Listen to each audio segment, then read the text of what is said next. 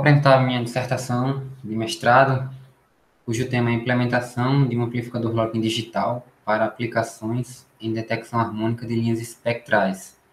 O orientador é o professor Dr. Eduardo Fontana e o orientador foi o professor Dr. Ricardo Ataíde de Lima. Bom, nessa apresentação eu vou seguir esse seguinte roteiro. Primeiro, eu vou falar sobre a contextualização do problema, onde nossa pesquisa se insere. Vou comentar sobre as técnicas de DGA e WMS que foram usadas durante o desenvolvimento da pesquisa. Vou falar acerca do amplificador Lock-in, sua teoria de funcionamento, suas aplicações. Esse quarto ponto aqui é realmente a parte importante do trabalho, que eu vou explicar como foi implementado o amplificador Lock-in digital. E, por último, eu vou mostrar os resultados obtidos em experimentos com monóxido de carbono.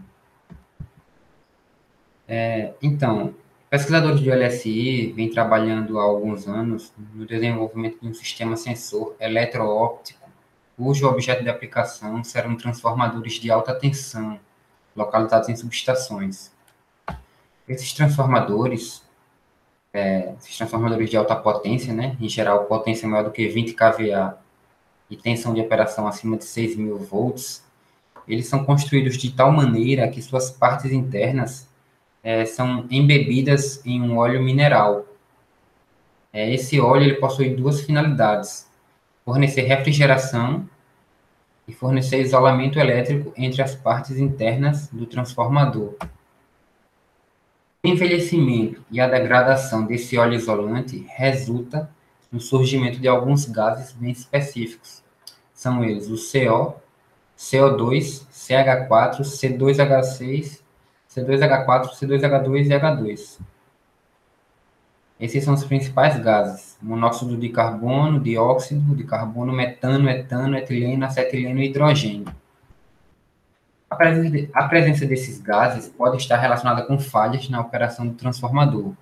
Por exemplo, se houver monóxido de carbono dissolvido no óleo isolante do transformador, isso significa que houve pequenas descargas elétricas no interior do transformador. Por um outro lado, se houver acetileno, isso significa que provavelmente o transformador foi submetido a altas temperaturas internas, próximo dos 1.000 graus Celsius, e também possivelmente houve arcos elétricos internos.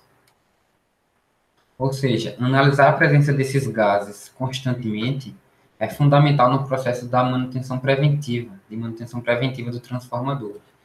Inclusive, esse é um processo feito por concessionárias de energia ao redor do mundo. E a técnica que é usada de maneira mais comum para se analisar esses gases é chamada de cromatografia. Para se aplicar essa técnica, é necessário retirar uma amostra de óleo do transformador e levar essa amostra até um laboratório. Um laboratório específico que tem uma máquina chamada cromatógrafo, e aí essa análise é feita. Se for uma subestação próxima de grandes centros comerciais, próxima de cidades, fica mais fácil essa logística de encontrar esse laboratório. Mas se for uma subestação localizada em alguma cidade remota, essa logística fica prejudicada. Então, o conjunto de procedimentos envolvidos na análise desses gases recebe o nome de DGA, Dissolved Gas Analysis. E há uma norma internacional do I3E que regula, na verdade, especifica os procedimentos que devem ser realizados durante essa análise. Essa norma, ela traz pontos que mostram como interpretar os gases dissolvidos, como recolher amostras do óleo, por exemplo, para levar para um laboratório fazer uma cromatografia. E também essa norma traz valores de concentração máxima aceitável de gás dissolvido no óleo isolante. Por exemplo, nós temos aqui essa tabela, que na primeira coluna aqui nós temos 4 condições. Essas condições, elas indicam como o transformador está operando. A condição 1 indica que o transformador está operando em boas condições. A condição 4 indica que o transformador está operando em um estado crítico. As condições 2 e 3 são intermediárias ali. Quer dizer que o transformador está operando acima da condição considerada normal, mas também não está no estado crítico. E nesse caso aqui, necessita de uma maior atenção. Por exemplo, aqui, ó, nessa coluna aqui de monóxido de carbono do CO, essa tabela, na verdade, ela relaciona gás dissolvido e concentração, concentração do gás dissolvido e condição de operação. Aqui são as concentrações relacionadas com as condições que eu acabei de falar. No caso do CO, se houver até 350 ppm dissolvidos no óleo isolante, significa que o transformador está na condição 1. Se houver entre 351 e 570 ppm, o transformador está na condição 2, e assim por diante. Acima de 1.400 ppm, o transformador está na condição 4, ou seja, já está na condição crítica. Então, aqui, ó, essas aqui são as condições que eu acabei de falar. Condição 1, transformador operando em condições normais, requer inspeções anuais. Na condição 4, que é o nível mais crítico, requer acompanhamento diário, semanal, dependendo da situação em que a equipe técnica observar o transformador. Então, o objetivo do sistema sensor, que está sendo desenvolvido lá no laboratório, é detectar 5 tipos diferentes de gases. Na verdade, detectar concentrações mínimas desses gases. E os gases são CO, CO2, C2H2, CH4 e H2O. No caso aqui, o H2O é vapor de água. Não é água no seu estado líquido, é o vapor da água. O princípio de operação do sistema sensor eletroóptico é a absorção óptica. A técnica usada pelo sensor recebe o nome de WMS. Em português é traduzido como espectroscopia de modulação do comprimento de onda, ou detecção harmônica do espectro. São sinônimos. Essa técnica consiste basicamente em 3 etapas. Na primeira, uma fonte de luz, que é um laser DFB, emite um comprimento de onda modulado a uma frequência F em torno de uma onda central, em torno de um comprimento de onda central com uma certa amplitude de modulação. Essa onda emitida pelo laser se propaga em um reservatório onde está presente o gás ou substância a ser detectada devido à absorção de uma fração da luz. Por último, essa luz que interagiu com o gás chega até um fotodetector que converte esse sinal óptico em elétrico e o entrega a um amplificador lock-in.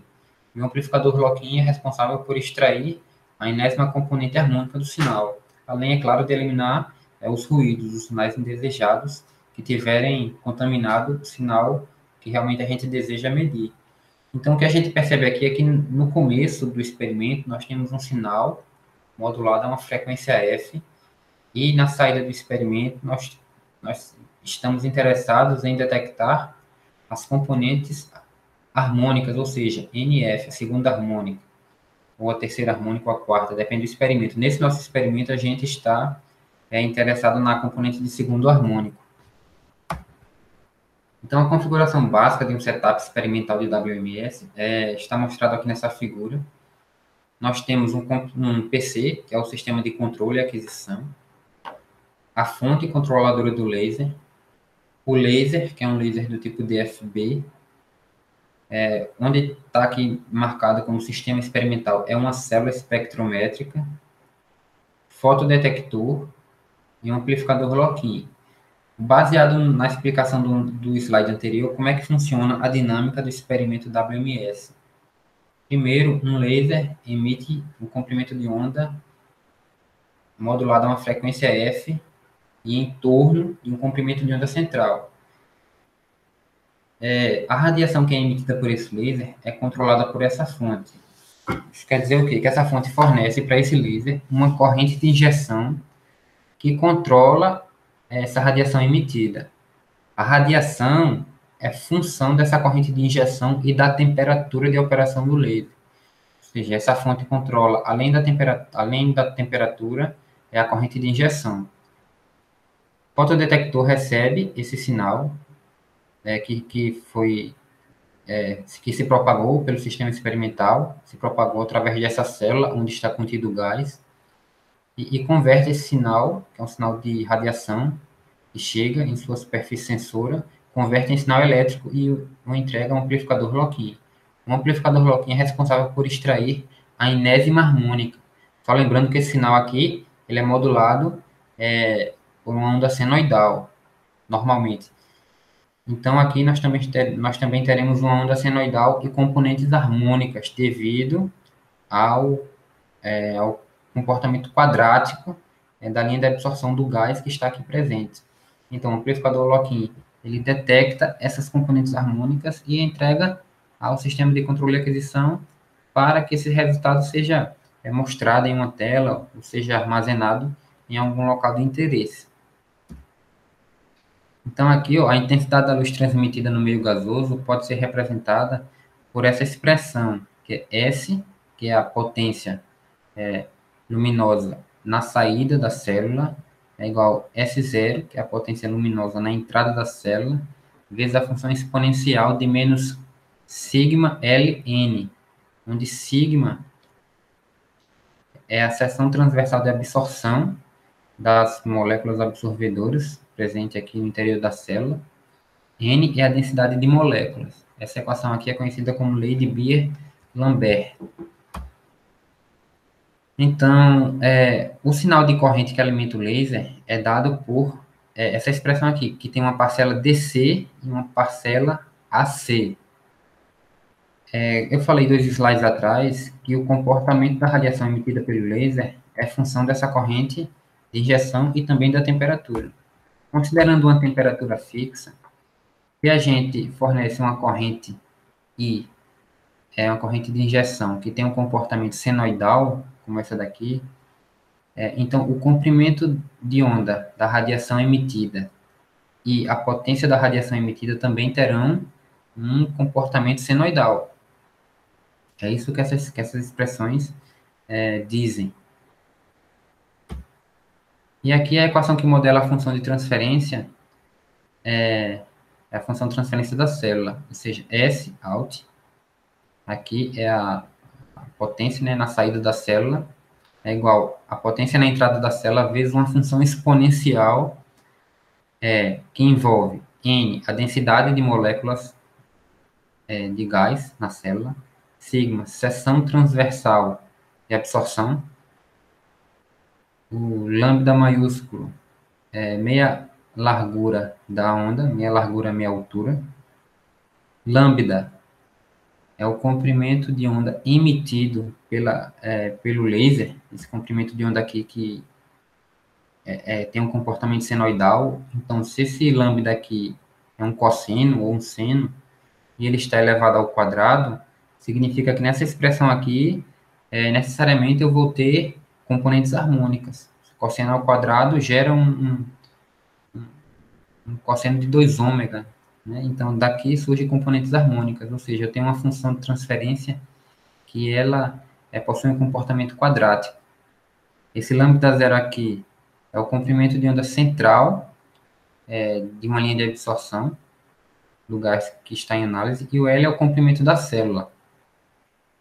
Isso aqui, essa expressão é para mostrar que vai surgir componentes harmônicas devido ao comportamento quadrático dessa função de transferência. E aqui, essas imagens, elas trazem gráficos que foram obtidos em experimentos anteriores, realizados por pesquisadores do nosso próprio grupo. E na esquerda aqui eu tenho um gráfico do primeiro harmônico, o módulo do primeiro harmônico, em função da corrente de injeção. E aqui na direita eu tenho o módulo do segundo harmônico em função da corrente de injeção também. Esse gráfico aqui da direita, especificamente, ele tem um lóbulo principal e 2 lóbulos secundários. Esse é o formato do gráfico esperado para o módulo do segundo harmônico. E aqui na esquerda, no gráfico que representa o primeiro harmônico, a gente vê que tem um vale inicialmente, depois retorna a um ponto central, vai até um pico lá em cima e retorna a um ponto, vamos dizer, mediano. E esse é o gráfico esperado para o formato quando a gente extrai o primeiro harmônico, o módulo do primeiro harmônico, com o amplificador Loquim.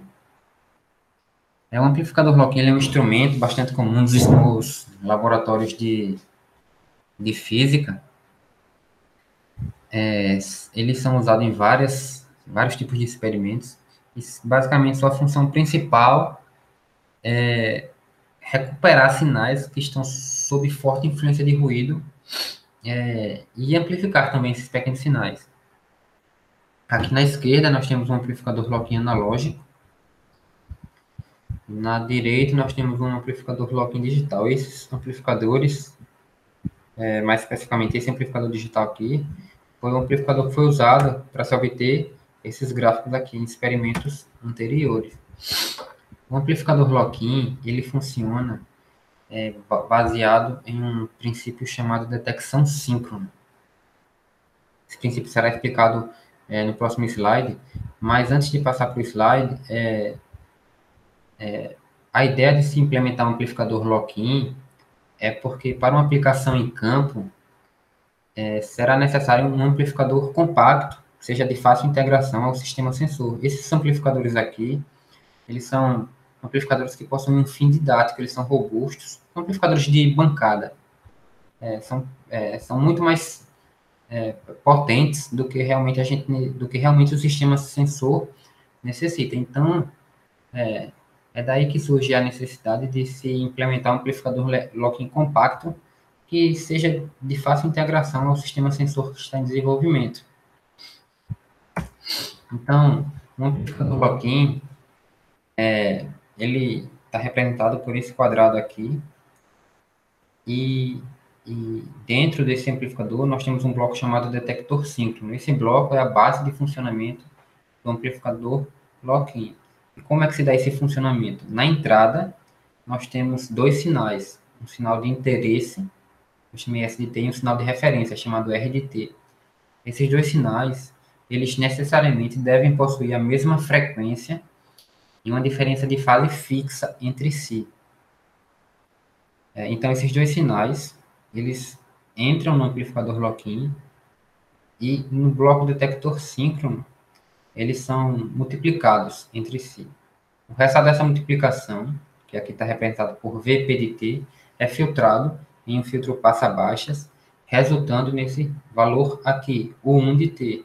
Esse valor, ele está totalmente relacionado com esse sinal de interesse. A amplitude desse valor é proporcional à amplitude desse sinal de interesse e ao cosseno da diferença de fase entre esses dois ângulos. Ou seja, o que é que esse bloco faz realmente? Esse bloco, na verdade, ele faz uma comparação, na verdade, é uma correlação entre o sinal de interesse e o sinal de referência. Tudo que for diferente do sinal de referência, o bloco, essa multiplicação aqui, esse bloco detector síncrono, ele descarta. Como o sinal de interesse aqui e o sinal de referência possuem a mesma frequência e uma diferença de fase fixa, essa correlação aqui é altíssima. Então, após esse bloco aqui, eu terei o sinal, basicamente o sinal SDT. Agora, vamos supor que um ruído contamine esse sinal. Esse ruído possui um comportamento aleatório, normalmente, então, vai possuir frequências diferentes da frequência desse sinal de referência e também uma fase variável.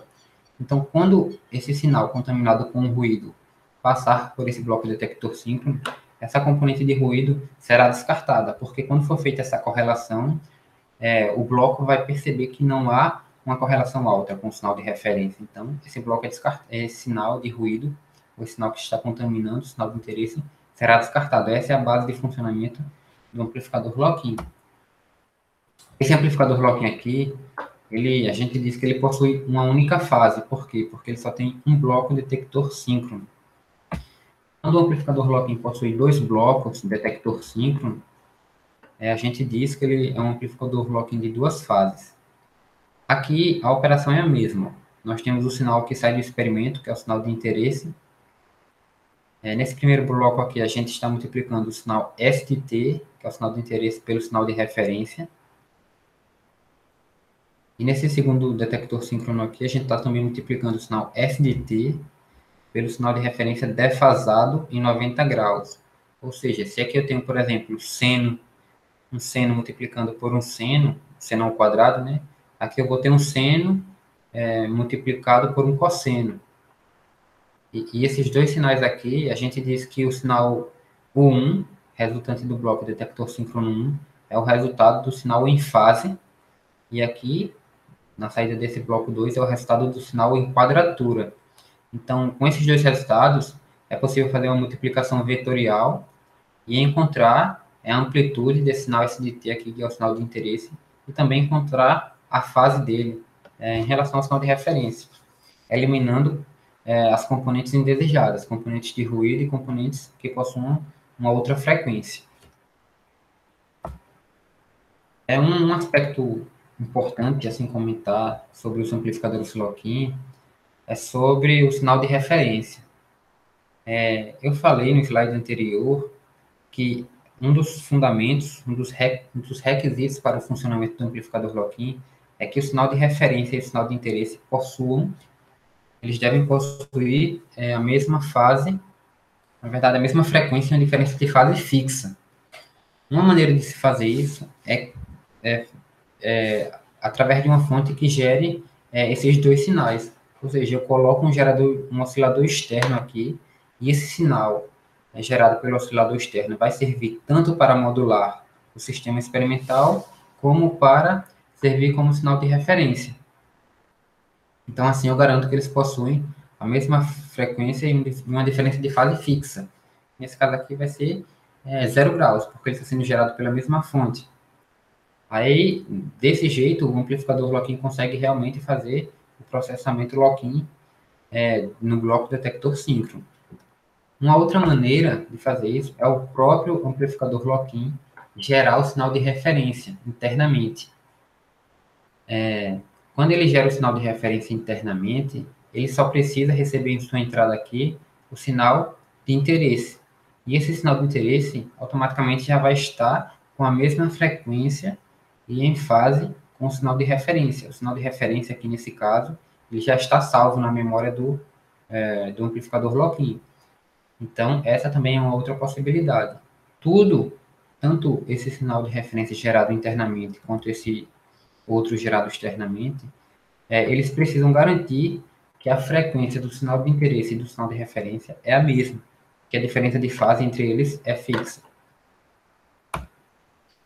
E um outro detalhe também diz respeito àquele terceiro ponto que foi explicado sobre a técnica WMS, que é a detecção de componentes harmônicas.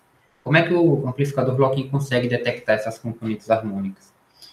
Partindo aqui desse esboço experimental, nós temos aqui a fonte externa, gerando o sinal de referência e o sinal que modula o experimento. Então, como esse sistema aqui possui uma função de transferência com um comportamento quadrático, quando um sinal senoidal modular esse experimento, o que é que vai acontecer aqui na saída? A gente vai ter um sinal com a componente fundamental e com componentes harmônicas. Se no processamento Loquim eu fizer o sinal de referência igual a F, ou seja, o sinal de interesse tem a frequência F e o sinal de referência também tem a frequência F, o que o amplificador Loquim vai detectar é apenas os sinais que possuem a frequência fundamental. Se eu fizer o sinal de referência igual a 2F, ou seja, multiplicar o sinal de referência, multiplicar a frequência do sinal de referência por 2, o que é que o amplificador Loquim vai fazer? Ele vai fazer uma correlação entre esse sinal aqui e um sinal de referência que tem uma frequência de 2F. Então, o que é que vai acontecer? O amplificador Loquim só vai enxergar desse sinal aqui a componente de segundo harmônico. E é dessa maneira que o amplificador Loquim consegue extrair a enésima harmônica. Se eu fizer 3F, e esse sinal aqui possuir uma componente de terceiro harmônico, o amplificador Loquim consegue extrair essa componente. Tem alguns experimentos com espectroscopia de modulação do comprimento de onda que usa, que detecta o quarto harmônico, e também já havia até experimentos que detectam o sexto harmônico. Tudo isso é feito basicamente alterando aqui o valor da frequência do sinal de referência. Então, aqui realmente é a parte importante do trabalho, é a parte que foi, a parte que mostra como foi implementado o amplificador Lock-in digital. O amplificador Lock-in foi implementado baseado no Arduino, nessa plataforma Arduino Uno, Arduino Mega, que possui microcontrolador ATmega 2560 da Atmel. Esse microcontrolador ele possui 8 bits, conversor analógico digital, ele possui memória flash, 256 KB de memória flash, 8 KB de memória SRAM, entradas analógicas, entradas digitais, possui uma série de características que possibilitaram a implementação do amplificador Lock-in digital. Antes de realmente implementar, demonstrar como foi implementado, de implementar na prática, eu fiz alguns testes de absorção direta com monóxido de carbono para testar o setup, para testar se a fonte estava realmente fornecendo a corrente de injeção para o laser e controlando sua temperatura, para testar se havia realmente gás na célula, se o sistema de preenchimento de gás estava funcionando, se o fotodetector estava realmente recebendo esse sinal, essa radiação e convertendo em sinal elétrico.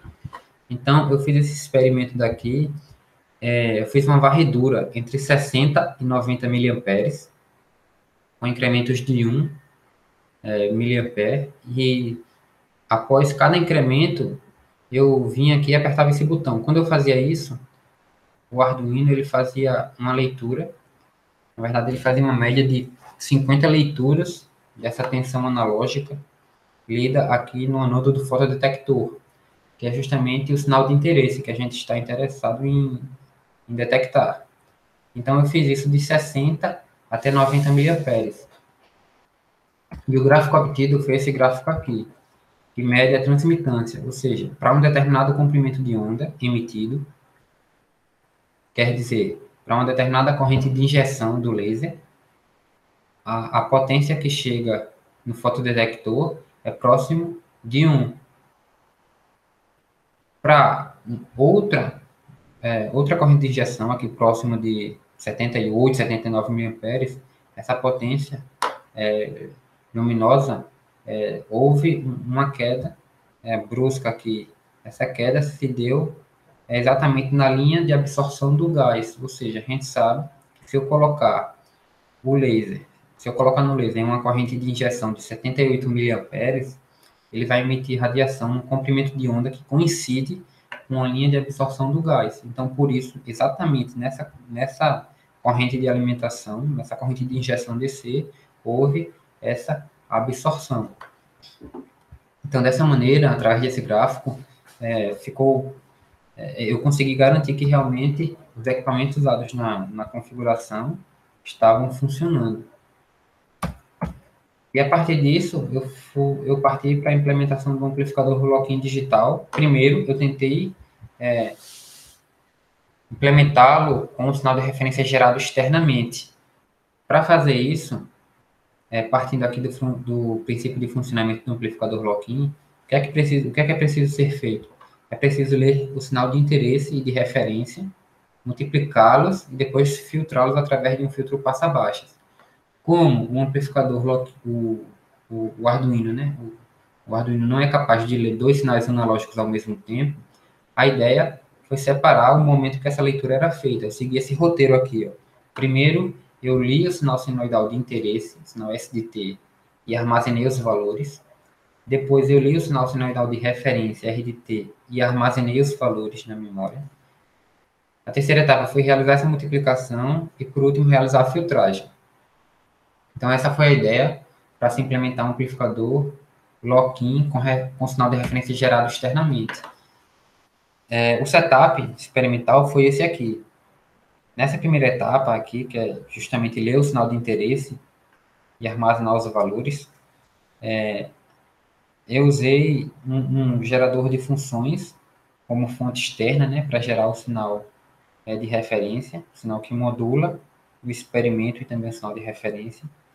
Esse gerador de funções ele foi ajustado em 2 kHz e foi conectado à fonte controladora, que era uma fonte da Torlabs, modelo ITC510. Essa fonte, dessa maneira aqui, conectada ao gerador de funções, ela forneceu uma corrente de injeção modulada de maneira senoidal ao laser. E isso fez, como resultado disso, o laser emitiu uma radiação também com comportamento senoidal, com comportamento cujo o comprimento de onda tem um comportamento senoidal. E essa radiação se propagou na célula e foi recebida pelo fotodetector, que converteu esse sinal de radiação, sinal óptico, em sinal de tensão. E essa tensão aqui, no nodo do fotodetector, é justamente o sinal de interesse que a gente precisa ler. Então, esse foi o setup para se obter o sinal de interesse. Eu fiz isso e consegui obter o sinal de interesse. Eu programei o Arduino para ler um total de 20 períodos desse sinal aqui, desse sinal que possui 2 kHz. Então, o Arduino fez uma série de leituras analógicas seguidas e armazenou esses valores em um vetor. Depois de ler os sinais, armazenou em um vetor e transferiu para o computador. Depois de ler os sinais de interesse, eu li o sinal de referência. Para ler o sinal de referência, eu usei apenas o gerador de funções. No lugar de conectar a fonte para modular o experimento, eu conectei o gerador de funções direto à porta analógica A0 do Arduino Mega. Então, essa leitura foi feita também em 20 períodos. O sinal de referência foi feita, foi armazenada em um vetor e transferida para o notebook. A terceira e quarta etapa foi feita no Excel. Eu copiei os dados que estavam no monitor serial do Arduino, que é o ambiente de desenvolvimento do Arduino. Copiei para o Excel e realizei a multiplicação e a filtragem. E, para minha surpresa, não funcionou. E a minha conclusão foi que não houve sincronismo entre o sinal de referência e o sinal de interesse. Apesar de eu ter usado a mesma fonte para gerar o sinal que modulava, o sinal de 2 kHz, o sinal senoidal, eu não consegui garantir que esse sinal estivesse realmente sincronizado. Talvez, para que isso seja possível, com um circuito PLL, com a implementação de um circuito PLL, eu consiga garantir esse casamento de fase entre os dois sinais, casamento de frequência. Então, como deu errado essa estratégia, eu parti para um amplificador lock-in digital gerado com sinal de referência gerado internamente. Então, a estratégia mudou um pouco aqui. Eu segui esse roteiro aqui. Primeiro, eu não preciso mais gerar o sinal, eu não preciso mais ler o sinal de referência, porque ele vai ser gerado internamente. Se ele vai ser gerado internamente, ele já está salvo na memória do microcontrolador. O que eu preciso apenas é ler o sinal senoidal. Então, essas duas etapas aqui, ler, gerar o sinal de referência e ler o sinal de interesse, elas ocorrem basicamente simultaneamente. E a terceira e quarta etapa, que é a multiplicação e a filtragem, foi feita no Excel. Nessas duas primeiras etapas, eu fiz a leitura e transferi para o computador. E no Excel foi feita essa multiplicação e filtragem. Então, como é que ocorre a dinâmica do experimento de implementação do amplificador lock-in com sinal de referência gerado internamente? Eu não tenho mais aquele gerador de funções que foi usado no experimento anterior. Agora, quem gera o sinal senoidal que modula o experimento é o próprio Arduino. Ele gera através de uma técnica que usa uma porta PWM e uma tabela pré-estabelecida na memória do microcontrolador. Essa técnica é chamada de DDS. Então, ele gera esse sinal e lê o sinal de interesse aqui no anodo do fotodetector. O Arduino fica a todo momento gerando o sinal de referência e lendo o sinal de interesse. Ele fica fazendo isso em um loop infinito. E quando é que ele para de fazer isso? Quando eu aperto esse botão. Quando eu aperto esse botão, ele para de fazer o que estava fazendo e transfere os dados que estão na memória do Arduino para o notebook. Esses dados que estão na memória são referentes a essa leitura aqui. O que acontece, na verdade, é o seguinte: o Arduino gera o sinal de referência, esse sinal de referência modula é a corrente de injeção do laser. Então, eu vou ter um sinal senoidal alimentando esse laser. Esse sinal, esse sinal de radiação emitido pelo laser se propaga, interage com o gás e é recebido pelo fotodetector. Esse fotodetector converte esse sinal em sinal elétrico. Então, aqui, no anodo do fotodetector, eu também vou ter um sinal de tensão com comportamento senoidal. Então, o que é que o Arduino faz? Ele gera esse sinal de referência, lê o sinal de interesse e vai armazenando na memória. Ele vai armazenando em um vetor com 2.400 posições. Quando esse vetor é totalmente preenchido, ele começa a ser sobrescrito. Ou seja, a próxima leitura vai ocupar a primeira posição do vetor e assim por diante. Então, o detalhe aqui é saber como é que se gera esse sinal de referência e em que momento é feita essa leitura analógica, se o Arduino está ocupado em gerar esse sinal. Então, o sinal de referência é gerado usando a técnica, como eu falei, chamada DDS, que essa técnica ela se baseia em uma conversão amplitude-fase. Há uma tabela pré-estabelecida na memória do Arduino que armazena valores de amplitude referente a uma fase do sinal que quer ser gerado. Por exemplo, aqui eu tenho um sinal senoidal que tem vários pontos. Cada ponto desse representa uma fase. Associado a cada ponto desse, eu tenho uma fase e uma amplitude. Por exemplo, o ponto zero, ele representa aqui 0 graus no sinal, e ele tem uma amplitude de zero. Ponto P1, ele representa 36 graus e tem uma amplitude de 0,58, e assim por diante. Quando o microcontrolador ele percorre linha por linha dessa tabela, colocando esses valores de amplitude na porta PWM dele, ou seja, gerando um sinal analógico a partir desses valores, o que vai ter aqui na saída da porta 11 é um sinal senoidal muito bem elaborado, muito bem gerado e com uma frequência bastante específica, uma frequência fixa. Com essa técnica é possível gerar qualquer forma de onda, só basta preencher a tabela com as amplitudes que se deseja. Essa foi a técnica usada para gerar o sinal de referência. E como é que ocorreu a dinâmica entre a leitura do sinal de referência e entre a geração do sinal de referência e a leitura do sinal de interesse? Eu tenho dois timers. Timer 2 que roda a 2 MHz e o timer 1 que roda 16 MHz. Associado ao timer 2, eu tenho esse registrador OCR2A, que ele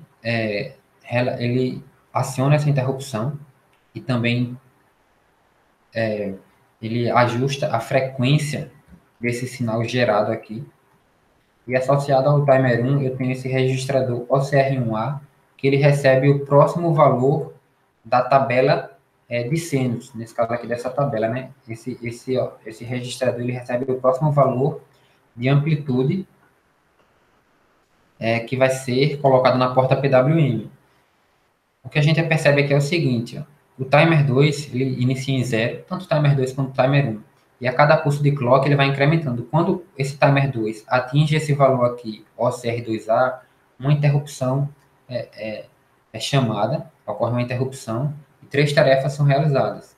A atualização de OCR1A, ou seja, a porta PWM vai assumir o próximo valor da tabela de cenas, é feita a leitura da porta analógica 0, e o valor do timer 2 é zerado. Assim, dessa maneira, a leitura do sinal de interesse e a geração do sinal de referência, elas ocorrem simultaneamente. Então, dessa maneira, eu consigo garantir que tanto o sinal de referência como o sinal de interesse possuem a mesma frequência, uma diferença de fase fixa entre si. Então, foi dessa maneira que foi implementado um amplificador lock-in com sinal de referência gerados internamente.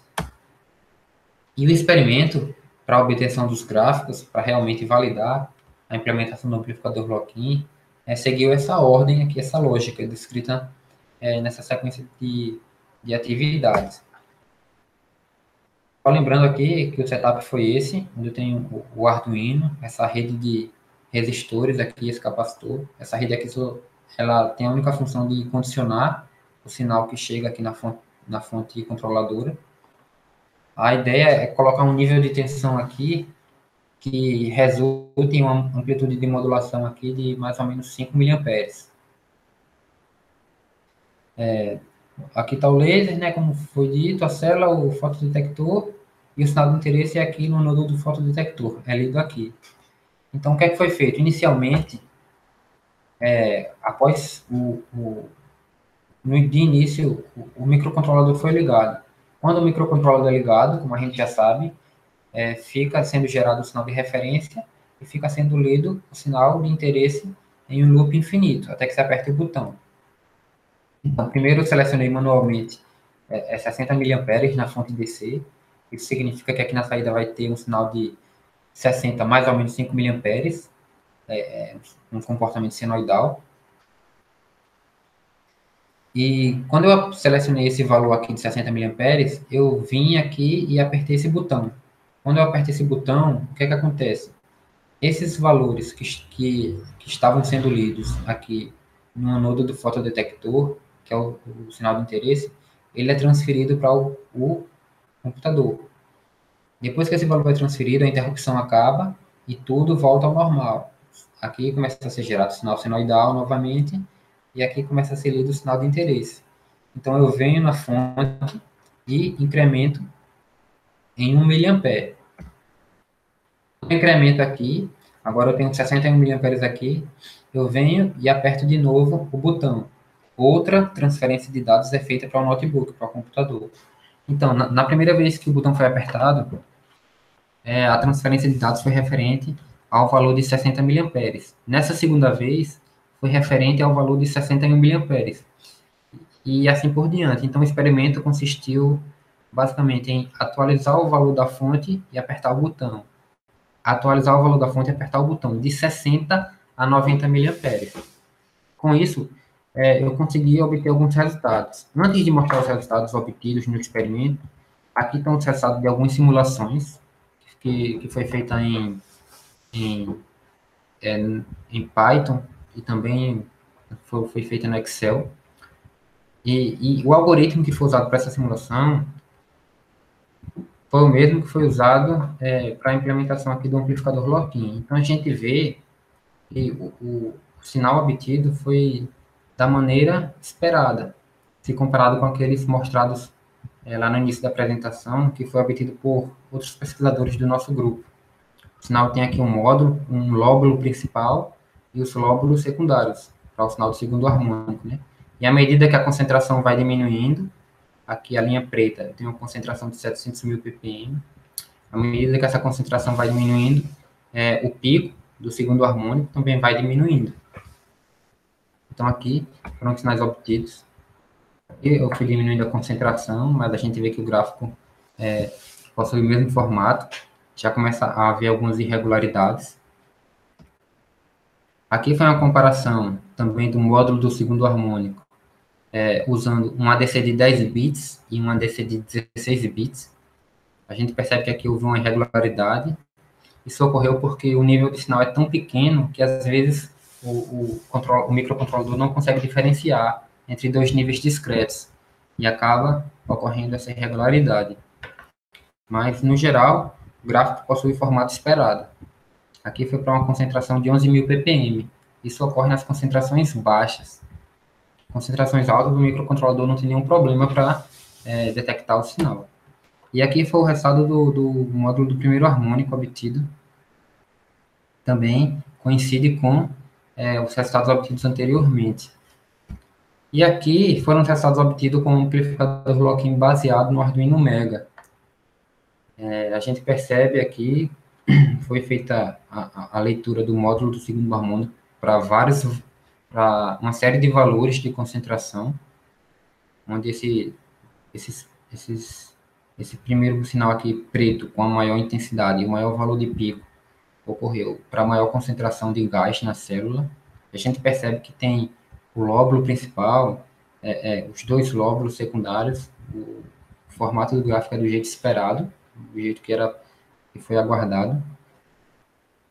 E aqui o pico do segundo harmônico ocorreu mais ou menos em 78 miliamperes, que era exatamente onde ocorria o ponto de máxima absorção, naquele experimento de absorção direta. foi realizado. E aqui é o gráfico do módulo do primeiro harmônico. A gente percebe que também tem um formato esperado, tem aquele vale inicial e aquele pico na segunda parte do gráfico.